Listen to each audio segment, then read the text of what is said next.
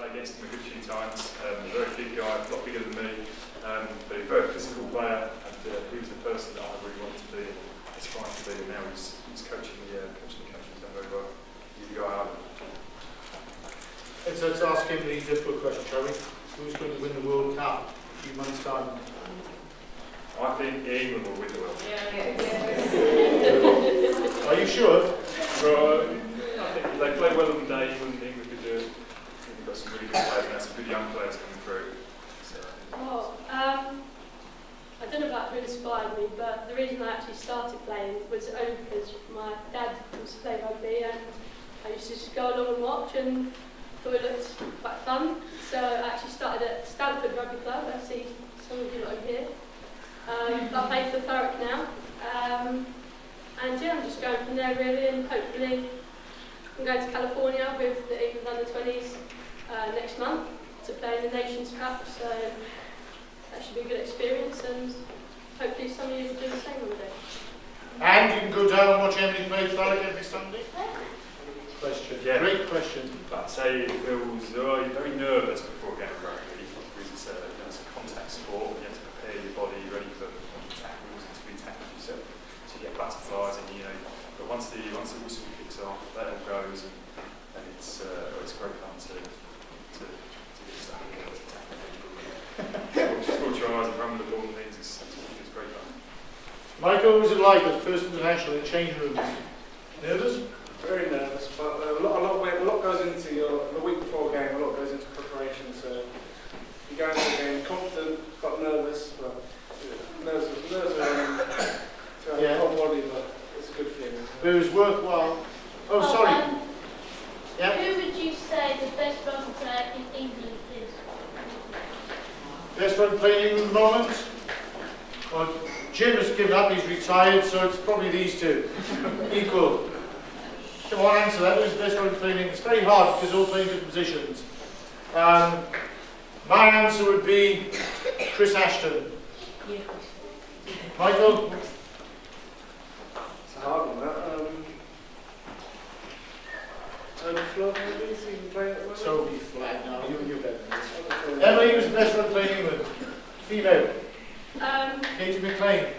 Female, yeah. Katie McLean is the person that plays in my position, obviously at the very top.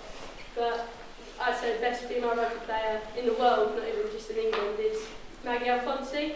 And I'm sure none of you have heard of her, but if you do hear of her, then she's definitely one to look out for and a great inspiration. So. At the back there, thank you. What's the scariest side to play against?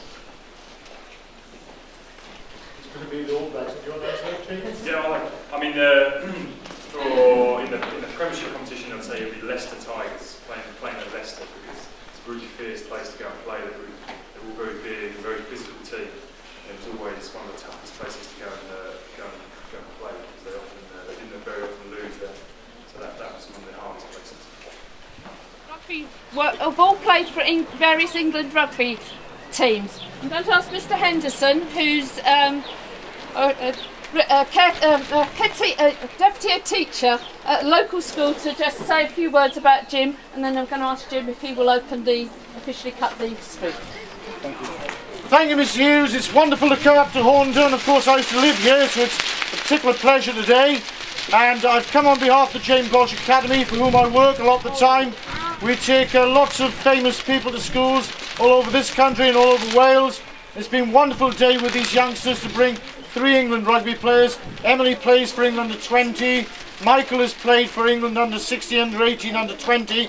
And next season will play for Thurrock, as Thurrock attempt to jump up the leagues to get the Premiership over the next few years, so come and watch. And of course, Jim Evans is one of our former players who went on to play for the Harlequins for 10 seasons. 10 seasons in the Premiership, the longest serving player there. Played in the Challenge Cup final when Harlequins won. He actually played in that famous game which became known as Bloodgate as well. He was the person to whom Tom Williams winked as he went by. And of course he played for England Saxons when they won the Churchill Cup 3 years ago. They're all great ambassadors for Thurrock. It's a great pleasure for us to come today to open this wonderful new facility. Over to Jim Evans. Okay folks, on behalf of the Jamie Walsh Academy, it's an absolute pleasure to open this new building for Horndon on Hill School.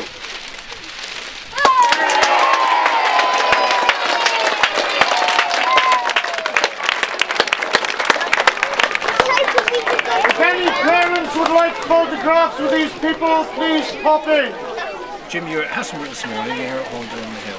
What's the message you're trying to get across to the young students? I think the message is just trying to inspire the kids and show them, you know, the three of us that were here today. We started off at Thurrock. I went to William Edwards School. I played for the Thurrock Rugby Club. You know, and I've gone on to achieve quite a bit in my 10 years as a professional rugby player. And the message is, I guess, that anything's possible if I can go on and do it, and Michael and Emily, then it's achievable for any of these kids here that want to go on and make something of themselves. Is there a line, when you're in year 7, year 8, year 9, is there a line between enjoying the sport, also putting in the hard yards?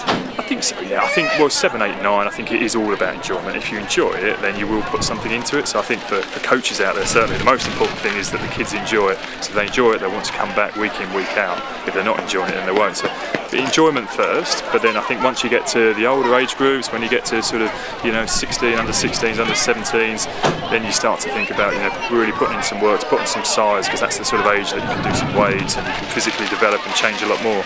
So I think for the first few years, it's about getting kids enjoying rugby, wanting to play. But then as you get that little bit older, it's about, you have to put the hard work in if you want to go that little bit further. And you'll get them.